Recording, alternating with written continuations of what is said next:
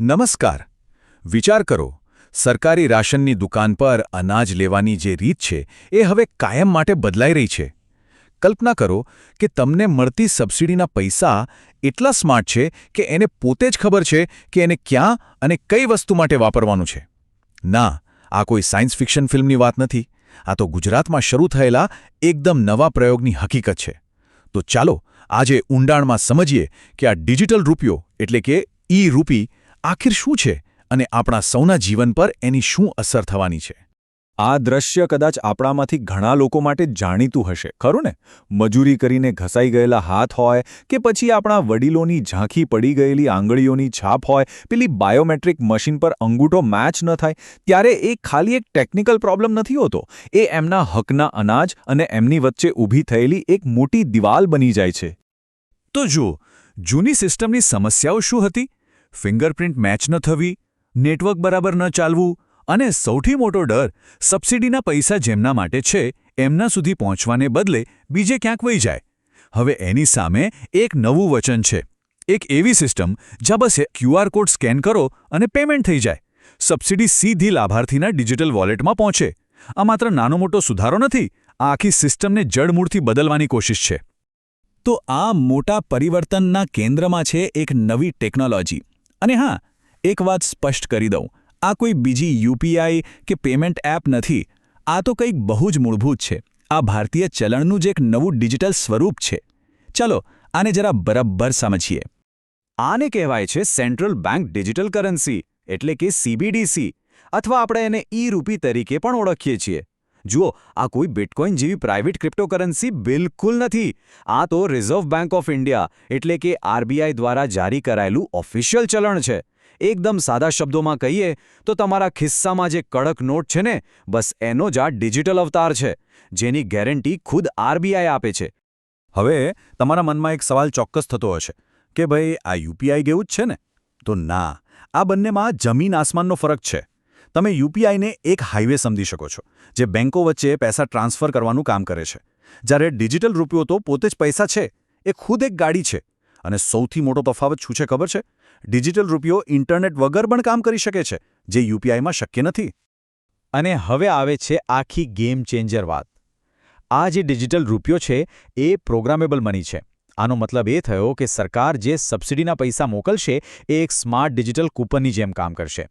એને એવી રીતે પ્રોગ્રામ કરી શકાય કે એ ફક્ત નક્કી કરેલા હેતુ માટે, જેમ કે ઘઉં કે ચોખા ખરીદવા, અને એ પણ ફક્ત માન્ય રેશનની દુકાને જ વાપરી શકાશે.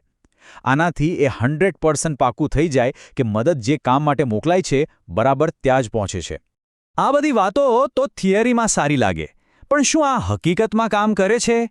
વેલ, એનો જવાબ આપણને ગુજરાતમાંથી મળી રહ્યો છે. અહીં જ્યાં નવી ટેકનોલોજીને લાખો લોકોના જીવનમાં લાવવા માટે એક પાયલટ પ્રોજેક્ટ શરૂ કરવામાં આવ્યો છે.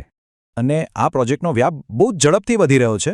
જુઓ, શરૂઆત થઈ ફેબ્રુઆરી 2026માં ગાંધીનગરથી, અને આ વર્ષના અંત સુધીમાં એને ચંદીગઢ અને પુડુચેરી જેવા કેન્દ્રશાસિત પ્રદેશોમાં પણ લઈ જવાની યોજના છે. અને લાંબા ગાળાનો ટાર્ગેટ શું છે?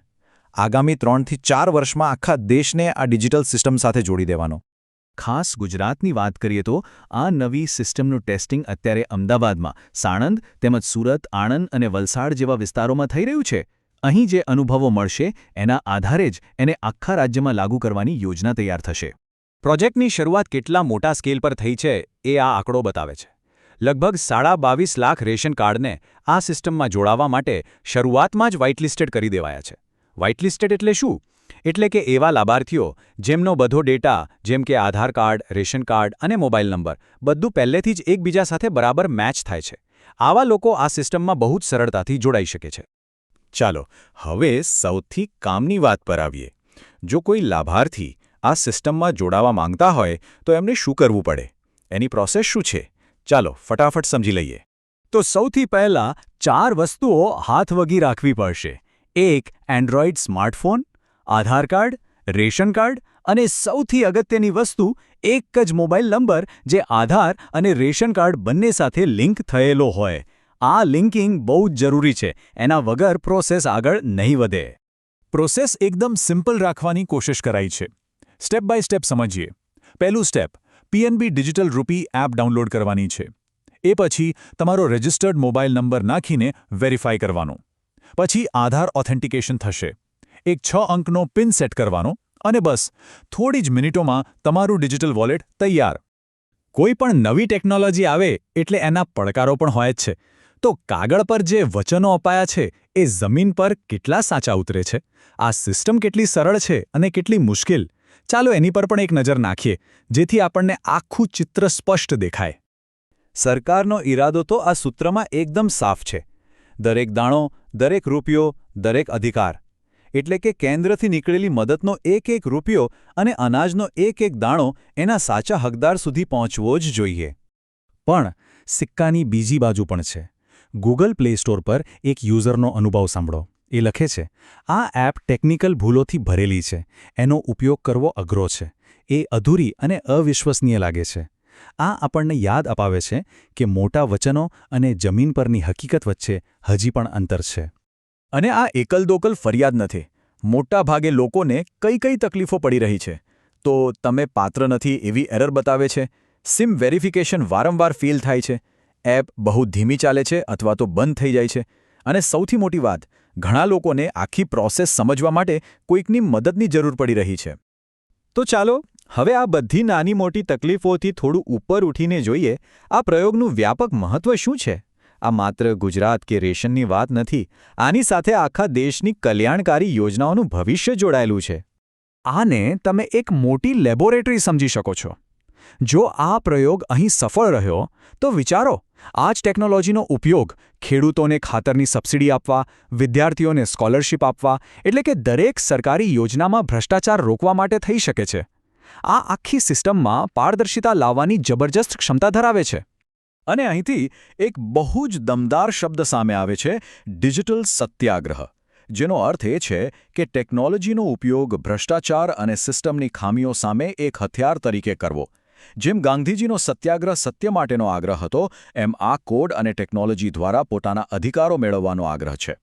અને આ જ આપણને આપણા આજના સૌથી મોટા સવાલ પર લાવીને ઊભું રાખે છે.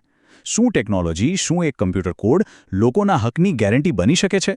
કે પછી આ નવી ટેકનોલોજી એ લોકો માટે જ એક નવો ડિજિટલ ભેદભાવ ઊભો કરશે, જેઓ આ ટેકનોલોજીથી પરિચિત નથી? આ સવાલનો જવાબ જ આવનારા સમયમાં ભારતની કલ્યાણકારી યોજનાઓનું ભવિષ્ય નક્કી કરશે.